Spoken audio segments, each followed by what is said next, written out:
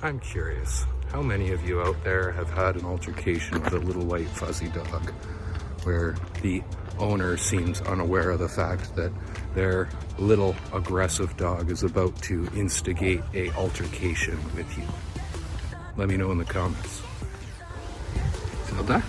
Yeah, good girl. Hey, Zelda.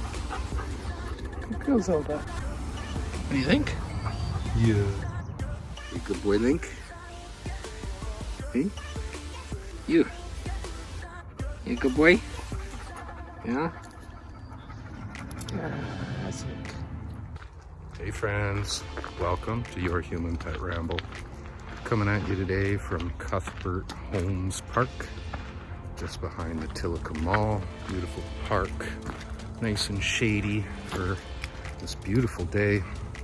Coming at you today talking a little bit about the challenges that you could be faced with when situations and circumstances are out of your control, such as the consistent situation I find with little white fuzzy dogs instigating problems. So let's just step into it, guys.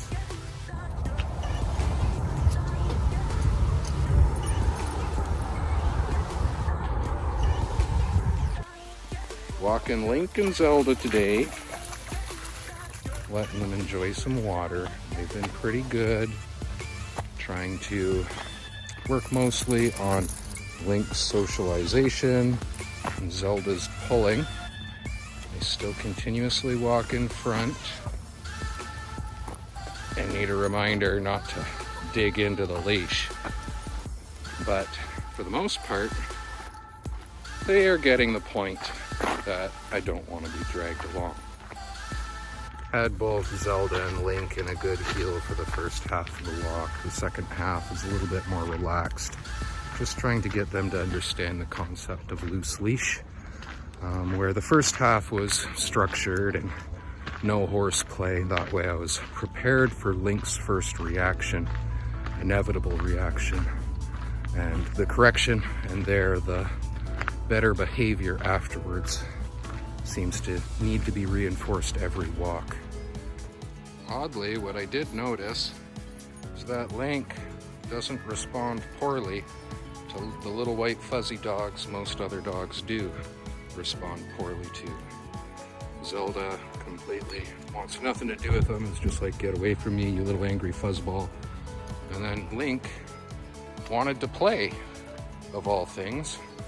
Generally, Link is more the dog that goes straight into the snarl lunge. And this way, guys. Good. Thank you. Very good, Zelda.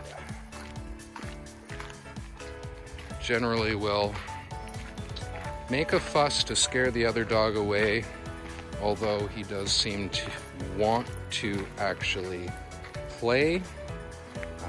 His response at sight is definitely your typical reactive dog response. Locking on, refusing to look away, disengage, and will continuously refocus himself back on the target unless you're injecting some structures such as putting him into a heel or demanding his attention while passing. He does respond pretty well to unpredictable leash handling.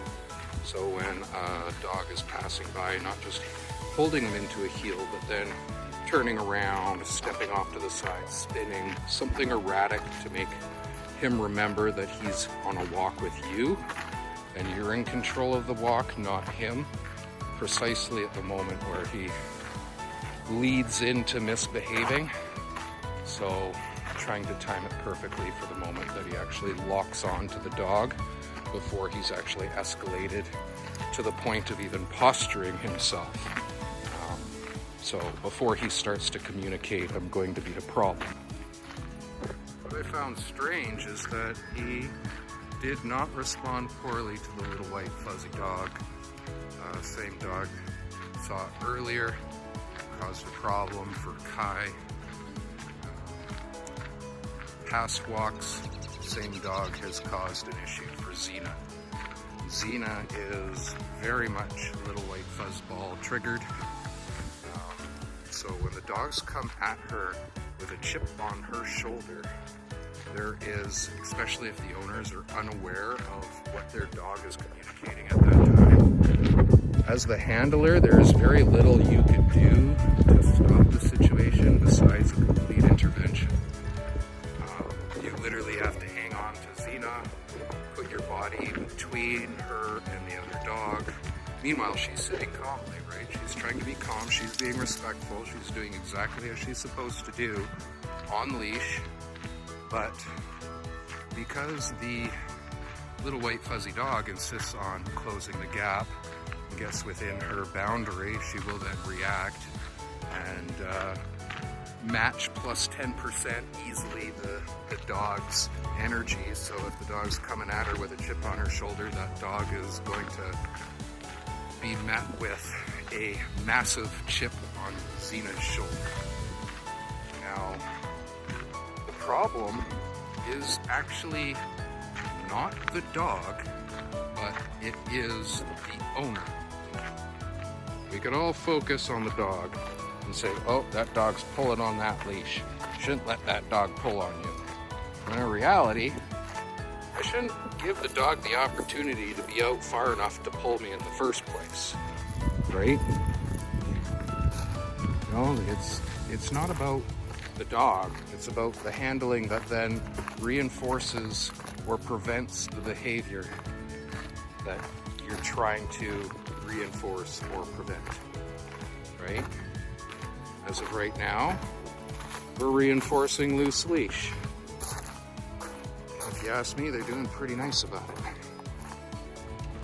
When you see someone approaching with their dog, where do you look?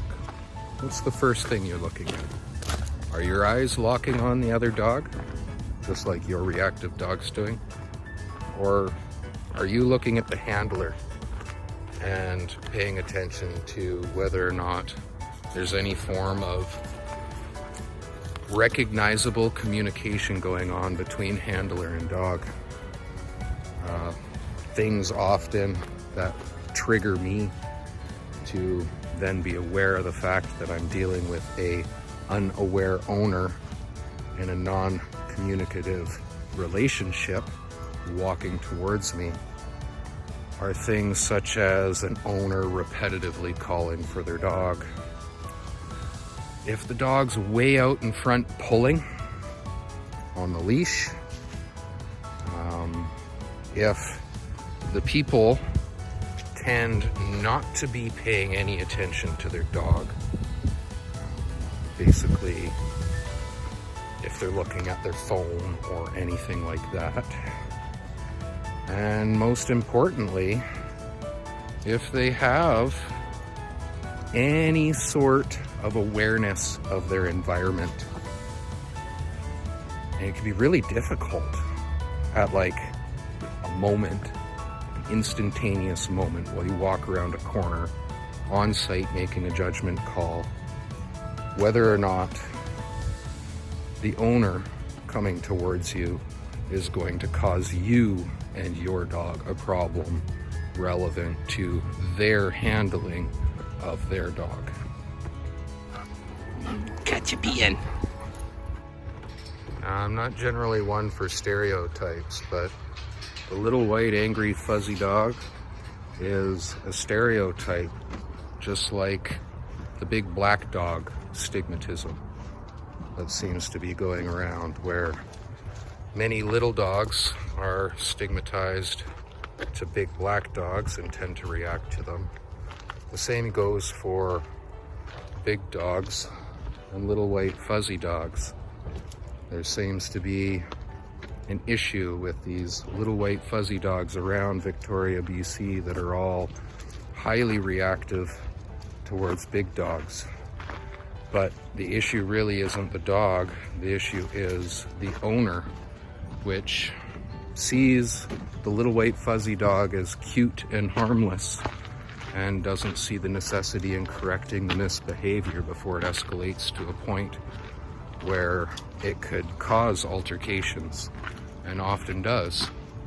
And even through those altercations, the owners will do things such as pick the dog up, which is reaffirming the dog's behavior and never actually addressing the problem at hand. To then continue on to the next altercation where the behavior continues worsening and everything, come on you two, gets more difficult.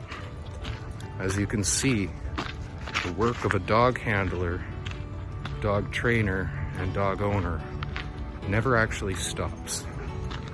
The moment you set foot out that door, you need to be aware of your environment, other people, and practice as many things as you can to control the situations and lead yourself and your furry friends away from altercation.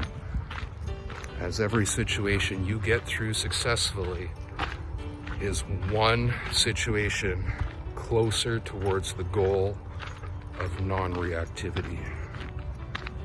Much love, guys.